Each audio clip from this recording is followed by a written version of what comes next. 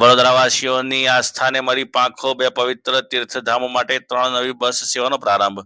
વડોદરાના ધર્મપ્રેમી નાગરિકો માટે મુસાફરી હવે વધુ સરળ અને સુલભ બનશે. અત્યાર સુધી લાંબા અંતરના તીર્થસ્થાનો માટે લોકોએ મોટે ભાગે રેલવે પર નિર્ભર રહેવું પડતું હતું, પરંતુ હવે ગુજરાત રાજ્ય માર્ગ વાહન વ્યવહાર નિગમ GSRTC દ્વારા નવી બસ સેવાઓ શરૂ કરીને ભક્તોની આસ્થાને નવું બળ પૂરું પાડવામાં આવ્યું છે. થોડા દિવસો અગાઉ રાજ્યના મુખ્યમંત્રી ભૂપેન્દ્ર પટેલ અને નાયબ મુખ્યમંત્રી હર્ષ સંઘવીના વરદ હસ્તે નવીન બસના લોકાર્પણ બાદ આજરોજ વડોદરા શહેરની અકોટા વિધાનસભા મત વિસ્તારમાં વડોદરાથી ઉજ્જૈન અને વડોદરાથી શિરડી માટેની નવીન 3 બસને લીલી ઝંડી ધારાસભ્ય એવા ચૈતન્યભાઈ દેસાઈની ઉપસ્થિતિમાં તેઓના હસ્તે કરવામાં આવ્યું હતું. આ પ્રસંગે ડેપો મેનેજર જાગૃતિબેન રબારી અને એસટી નિગમના અન્ય અધિકારીઓ પણ ઉપસ્થિત રહ્યા હતા. 3 બસો પૈકી 2 બસ વડોદરાથી ઉજ્જૈન જશે અને 1 બસ વડોદરાથી શિરડી જશે.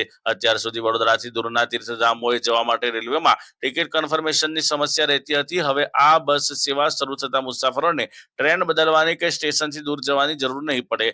નિયમિત અંતરાલે ઉપલબ્ધ બસોને કારણે આયોજનપૂર્વકની મુસાફરી શક્ય બનશે. આ બસ સેવા માત્ર એક ટ્રાન્સપોર્ટની સુવિધા નથી, પરંતુ વડોદરાની જનતાની શ્રદ્ધા અને ભક્તિનો સેતુ છે. આનાથી સ્થાનિક પર્યટન અને ધાર્મિક પ્રવાસનને મોટો વેગ મળશે.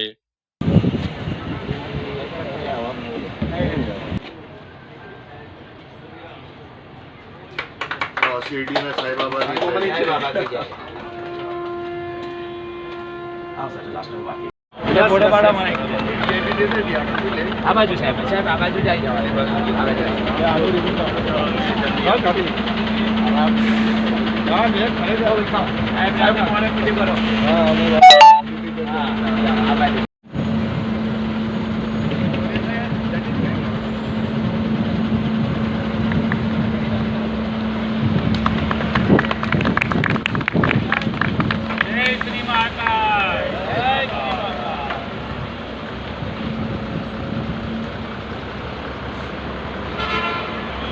थोड़ी स्पीड पकड़ लो.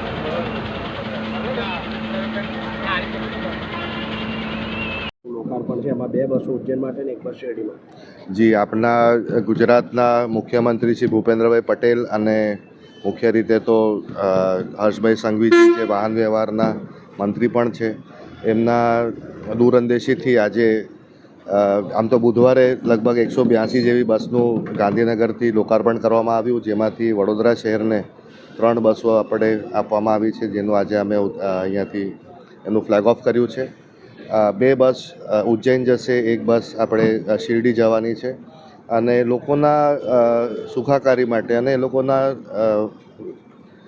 અવર જવર માટેની આ વ્યવસ્થા ઊભી કરવા માટે ખૂબ સારું છે. અને દર વર્ષે કંઈ ને કંઈ નવું નાનું મોટું એડિશન થતું જ હોય છે, જેનાથી કરીને મુસાફરીમાં ઘણું રાહત મળતી હોય છે.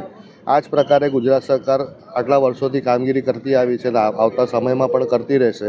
સાથે મારે આ ડેપોના સ્ટાફનું પણ ખૂબ હું એ લોકોને આભારી છું કે જે રીતને આ લોકો મુસાફરોની સુવિધા માટે આખું સ્ટેશન જે ચલાવી રહ્યા છે, ખૂબ સરસ અને વ્યવસ્થિત રીતે સોફ્ટલી આમ કહી શકાય કે સ્મૂથલી ચલાવી રહ્યા છે.